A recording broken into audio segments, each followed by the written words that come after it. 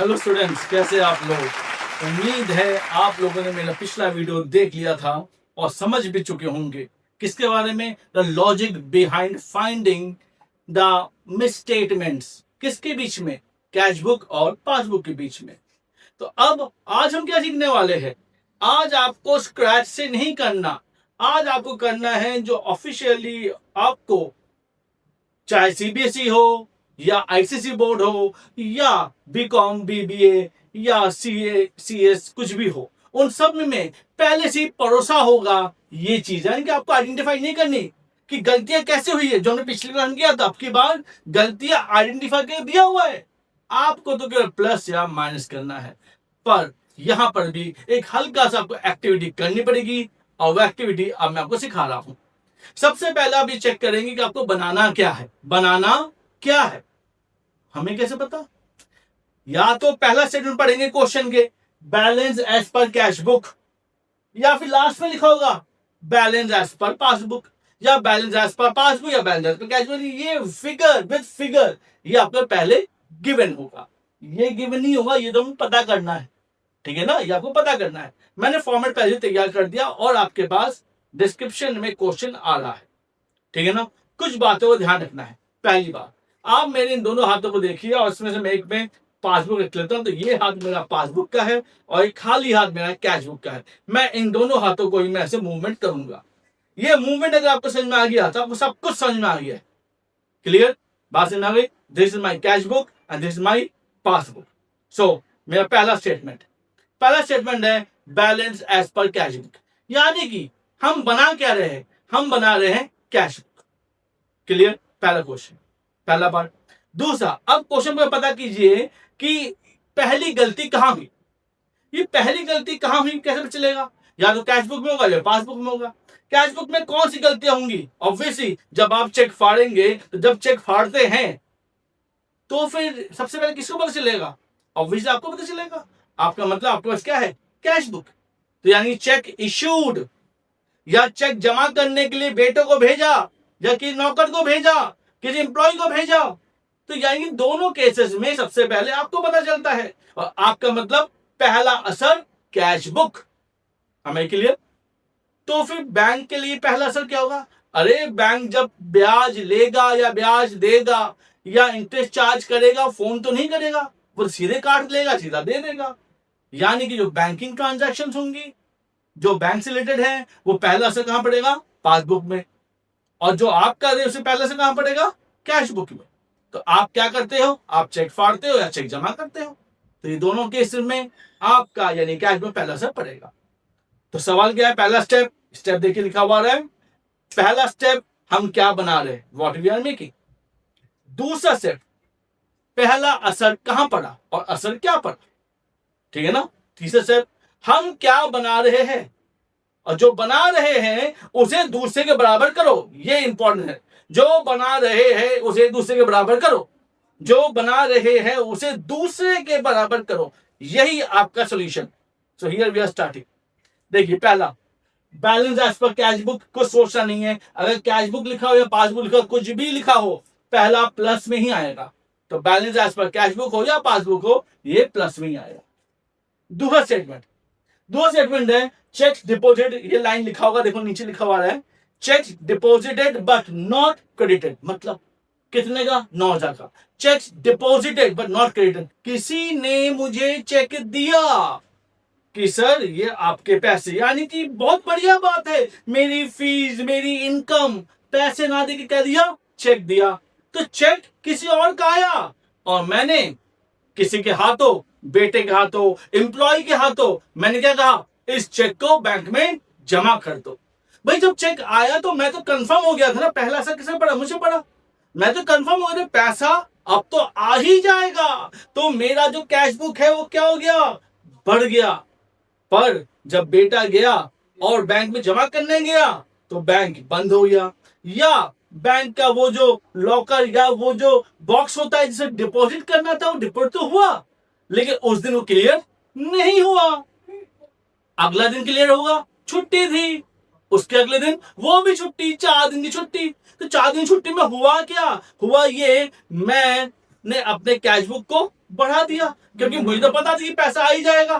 Clear? पर मेरा passbook नीचे रह गया। अब क्या करें? तो जो बना रहे हैं कैश बुक, उसे दूसरे के बराबर करो, उसे दूसरे के बराबर करो। दूसरा कौन? पासबुक। बराबर करो तो ये नीचे आ जाएगा, यानी माइनस, इसलिए यहां पर minus. Am I clear? Cheque issued, issued का मतलब लो फाड़ा, लो दे देना, जमुना प्रसाद को दे देना। ये देना ही तो है। पहले पता किसको चला? मुझे। मुझे मतलब कैश बुक को। तो जब मैं चेक इशू करूंगा, पहले ये बैलेंस होगा। जब मैं चेक इशू करूंगा तो हमारे क्या होगा? कैश बुक कम हो गया, क्योंकि मुझे तो पता है पैसे जाने हैं।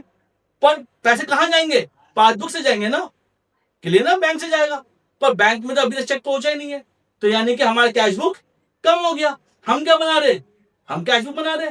तो जो बना रहे हैं उसे दूसरे को बराबर करो, जो बना रहे हैं उसे दूसरे को बराबर करो। तो कैसे करेंगे? उठा दिया। क्लियर? तो प्लस प्लस में लिख दिया। क्लियर? तीसरा देखो ध्यान से, देखो हर एक को बनाने टाइम पीरियड है, 1 अप्रैल तक 31 मार्च तक आपको बनाना है अकाउंट, खाते कम खत्म करते हैं। 31 मार्च के बाद अगर चेक जमा किया तब भी वो नॉट डिपेंड माना जाएगा, चेक इशू किया तब भी वो नॉट प्रेजेंट माना जाएगा। नॉट इंपॉर्टेंट है, क्योंकि पूरी गलतियां नॉट से ही है। पर इस वाले में कोई नॉट नहीं, तीनों में लिखा हुआ है चेक्स ऑफ ₹5,000, 3,000, 2,000 डिपोजिटेड, डिपोजिट कर दिया। बहुत बढ़िया। 5 मार्च, 10 मार्च, 2 अप्रैल, ओ माय गॉड, देखो तीनों ही डिपॉजिट हो चुके हैं। तो गलती क्या हुई? अरे भाई यही इंपॉर्टेंट बात है, यही इंपॉर्टेंट बात है। गलती क्या हुई? गलती ये हुई कि आपने तीसरा चेक जो 2,000 का था वो आपने 2 अप्रैल को जमा किया, और खाता हमारा बंद हो रहा है 31 मार्च को।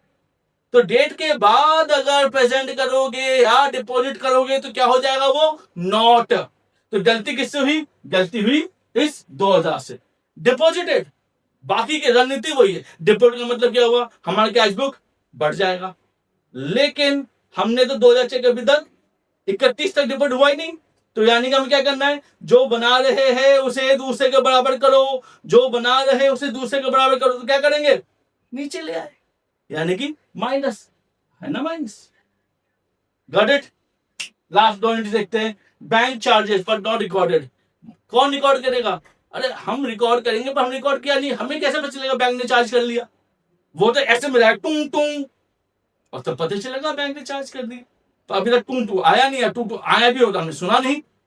तो इसका मतलब ये हुआ, तो बैंक ने चार्ज कर लिया। तो पहला से कहां पड़ेगा? यहां नहीं, पासबुक में पड़ेगा, क्योंकि बैंक ने चार्ज किया है। तो पासबुक क्या होगा? ऑब्वियसली पैसे कट जाएंगे। तो मेरा अकाउंट क्या होगा? मेरा अकाउंट नीचे हो गया।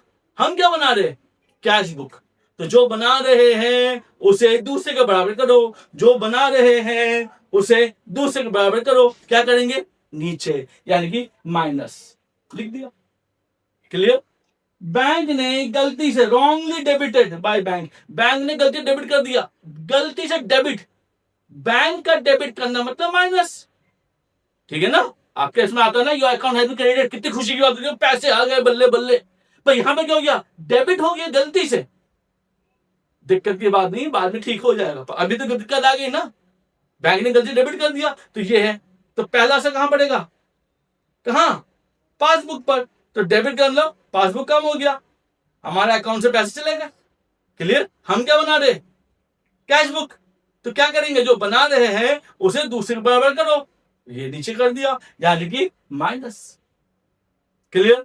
सारी इंग्लिश खत्म हो गई है। अब ये अस्त्र शस्त्र उठाएंगे और सॉल्व करेंगे। 12 और 8 20,500, यहां पर टोटल हमें कर लेना चाहिए था, यहां पे जगह नहीं छोड़ी मैंने, चलो कोई बात नहीं। 20,500 मैंने यहां लिख दिया, और इसमें जिन सबको माइनस करेंगे, 9 और 2 11 और 11 700। जब माइनस कर देंगे तो मेरे पास बचेगा 8,300। ये 8,300 हम यहां पे लिखेंगे, और इसके सामने हम नाम लिखेंगे balance as per passbook. Am I clear? यहां पर दोनों तरफ फिगर का 20,500 ही लिखेंगे। क्लियर? तो बंद करने का तरीका मैं एक बार दोबारा से बताता हूं। आपने ऐड करेंगे तो ये साइड आपकी बड़ी आई है, तो थोड़ा सा लाइन को मैं ऊपर बढ़ा देता हूं, ये 20,500, और यहां पर भी 20,500, पर ये 20,500 हुआ तो नहीं है। तो 9 और 9 2 11 और ये 11,700, तो मेरे पास बचता 8,300, तो मैं 8,300 यहां लिख दूंगा, और ये मेरा आंसर आ गया। यानी कि बैलेंस एज पर पासबुक 8,300। हम कैश बुक से स्टार्ट करेंगे और पासबुक में खत्म करेंगे। क्लियर? अगर नहीं समझ में आए तो कोई दिक्कत नहीं, अगर समझने में कोई दिक्कत आई दोबारा आप कमेंट करेंगे, मैं बार बार समझाऊंगा, लेकिन वीडियो को 2-3 बार अवश्य देखिए और हाथों को ऐसे ऐसे पोजीशन करना, मूवमेंट करने में शर्माइएगा नहीं, क्योंकि आप ज्ञान ले रहे हैं तो आप भीख में मांग रहे हैं। क्लियर? और ज्ञान की देवी आपको जरूर ये प्रसाद देंगी। तो thank you all and don't forget do SSC, share, subscribe, comment जरूर कीजिएगा, मुझे काफी ज्यादा इससे मनोबल मिलता है। Thank you all, have a nice day.